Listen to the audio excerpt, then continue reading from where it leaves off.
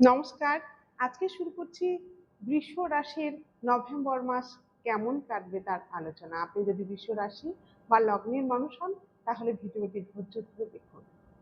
Already বৃহস্পতি উচ্চস্থ হয়েছে কর্কটে এবং শনিদেব 27শে নভেম্বর কিন্তু মার্গী গতিতে ফিরে আসছে বক্রী গতি থেকে। এর ফলে বৃষ রাশির অনেক পরিবর্তন আসছে জীবনে। বৃষ রাশি বা লগ্নের অধিপতি শুক্র ষষ্ঠ ভাবে অবস্থান করছে এবং নিচভঙ্গ রাজ্য তৈরি করছে। ফলস্বরূপ স্বাস্থ্যের উন্নতি থাকছে বৃষ রাশির। বৃষ রাশির বড় কোনো সমস্যা থাকবে না, থাকবে যেটা মাইগ্রেন এবং মাথা যন্ত্রণার সমস্যা, কারণ রবি এবং মঙ্গলের লগ্নের দৃষ্টি থাকছে।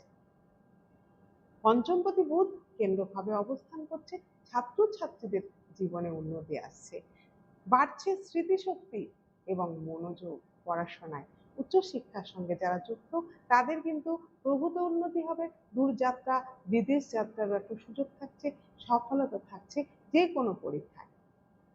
ভাগ্য কর্মপতি উভয়ই শনি, শনিদেবের একাদশে অবস্থান, ভাগ্যের সম্পূর্ণ সাপোর্ট থাকবে, নতুন কর্ম পাবেন, কর্মক্ষেত্রের উন্নতি হবে এবং সমস্ত ধরনের সুযোগ কর্মক্ষেত্র থেকে বৃষ রাশির জাতক জাতিকা যদি আপনি হয়ে থাকেন তাহলে কিন্তু পাবেন।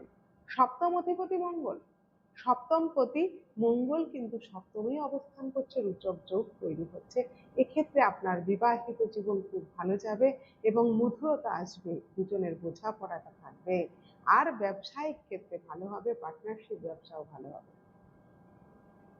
এই 23শে নভেম্বর বুধ এবং শুক্রের সংযোগে যাদের প্রেম জীবনের সঙ্গে যুক্ত আছে তাদের কিন্তু প্রেমের মধুরতা আসবে, পুরনো প্রেম ফিরে পেতে পারে। নভেম্বর মাস ইনভেস্টমেন্টের মাস। মেষ রাশির ক্ষেত্রে মেষ রাশি এই সময় নিশ্চিন্তে ইনভেস্টমেন্ট করতে পারে, ইনভেস্ট করলে কিন্তু লাভ হওয়ার একটা সম্ভাবনা থাকছে। এই সময় আপনার যেটা হবে ধৈর্য শক্তিটা কমে যেতে পারে বা সংযম হতে হবে। এর জন্য নিয়মিত 108 বার শুক্রের বীজ মন্ত্র পাঠ করুন।